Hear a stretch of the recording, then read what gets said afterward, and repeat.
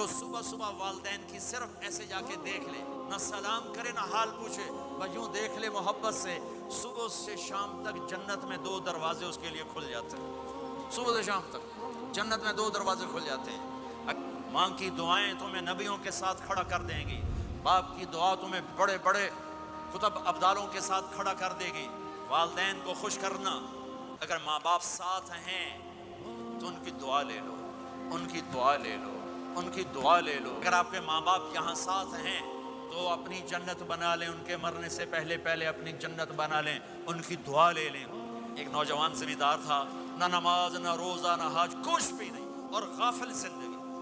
اب تو ماشاءاللہ بہت بدل گیا ہے، کہتا مولانا میری کبھی کوئی دعا رد نہیں ہوئی، حالانکہ سارے عیب تھے، سارے گناہ تھے، دعائیں ساری قبول تھی۔ میں نے کہا وہ کیسے؟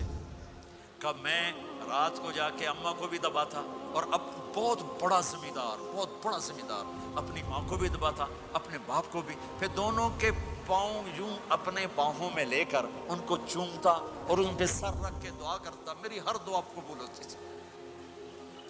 تو اپنے ماں باپ کے قدموں تلے اپنی دعائیں تلاش کرو، خاص طور پر اپنی ماں کے قدموں تلے جنت تلاش کرو۔ میرے نبی نے کہا ماں کے قدموں تلے جنت ہے۔ میرے نبی نے حضرت عمر سے کہا تیرے زمانے میں ایک شخص آئے گا اویس، وہ رنگ کا ہوگا کالا، قد کا ہوگا چھوٹا، اور قبیلہ ہوگا قرن۔ جب وہ آئے تو اس سے دعا کروانا، تو بھی اور علی بھی۔ کہ وہ کس لیے؟ کہ اویس نے ماں کی خدمت کر کے وہ مقام حاصل کیا ہے، جب ہاتھ اٹھاتا اللہ ہاتھ رد نہیں کرتا۔ عمر علی کو اویس کی دعا کی ضرورت نہیں تھی، ہمیں سکھانا تھا۔ اس عمر کے زمانے میں ان کو پتہ چلا کہ اویس آگے ہیں، ان کو ڈھونڈتے ڈھونڈتے پہنچے میدان عرفات میں، نفل پڑھ رہے تھے، یہ ان کے پاس بیٹھ گئے۔ انہوں نے دیکھا 2 آدمی آ گئے، انہیں سلام پھیرا۔ اس عمر نے پوچھا کون ہو؟ اب مزدور ہوں۔ کا نام کیا ہے؟ کہ اللہ کا بندہ۔ کہ ارے بھائی اپنا نام بتا جو تیری ماں نے رکھا ہے۔ کہ تم کون ہو؟ وہ پہلی دفعہ آئے تھے۔ تو حضرت علی نے کہا یہ امیر المومنین عمر ہیں، میں علی ہوں۔ پھر وہ ایسے کہا جی میں معافی چاہتا ہوں، میں آپ کو پہچانتا نہیں تھا۔ حضرت عمر نے کہا ہمارے لیے دعا کر۔ وہ رونے لگے، میں آپ کے لیے دعا کروں گا؟ کہا تو کر، کہ میرے نبی مجھے کہہ کر گئے تھے عمر عمر عمر، علی علی علی، کہ اویس سے دعا کروانا۔ کیوں؟ کہ ماں کی خدمت کر کے وہ مقام پایا ہے، جب ہاتھ اٹھاتے ہیں ہاتھ واپس خالی نہیں آتے۔ پھر ایک اور حدیث سنو، میرے نبی نے فرمایا جب لوگ جنت کو چلیں گے اور اویس بھی چلیں گے تو اللہ تعالیٰ فرمائیں گے باقی چلے جاؤ، اویس رک جائے۔ تو اویس کرنی کہیں گے یا اللہ مجھے کیوں روکا؟ تو اللہ کہیں گے پیچھے دیکھو، وہ پیچھے دیکھیں گے، جہنمی لوگ کھڑے ہوں گے، اللہ فرمائیں گے تیری ماں کی خدمت، جہاد نہیں، نماز نہیں، روزہ نہیں، حج نہیں، زکوٰۃ نہیں، علم نہیں، ذکر نہیں، تبلیغ نہیں، تیری ماں کی خدمت۔ آج اس کا صلہ دیتا ہوں، یہ دوزخ والے کھڑے ہیں، جدھر جدھر تو اشارہ کرے گا تیری طفیل سب کو جنت میں ڈال دوں گا۔ اویس، اویس، اور یہ اویس کے ساتھ بشارت نہیں، جو ماؤں کو راضی کر کے مریں گے ان کے لیے یہی مقام ہے۔ میرے بھائیو مال ہی سب کچھ نہیں ہوتا، دولت ہی سب کچھ نہیں ہوتی ہے۔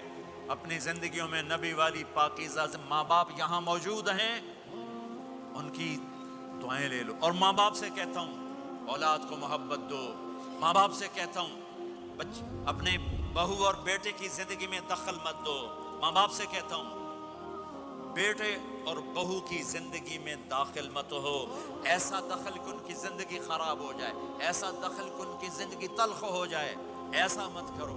ان کو پروان چڑھنے دو، ہاں دخل دو، جب وہ آپس میں لڑ پڑیں صلح کرانے کی کوشش کرو۔ لیکن ایک بات ڈر کے کہتا ہوں، ساس اور بہو، ساس اور بہو یہ ایک کھٹا رشتہ ہو گیا، یہ بہت خوبصورت رشتہ ہے۔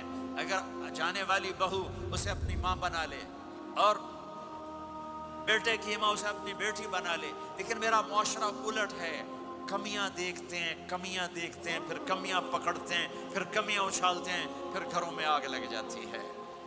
میرے بھائی بہنوں، اگر آپ والدین ہو تو اپنی اولاد کو پروان چڑھنے دو، ان میں دخل مت دو، اللہ کے واسطے ان کی زندگی کو تلخ نہ کرو، اپنی مرضی پہ نہ چلاؤ، انہیں چلنے دو، انہیں پروان چڑھنے دو۔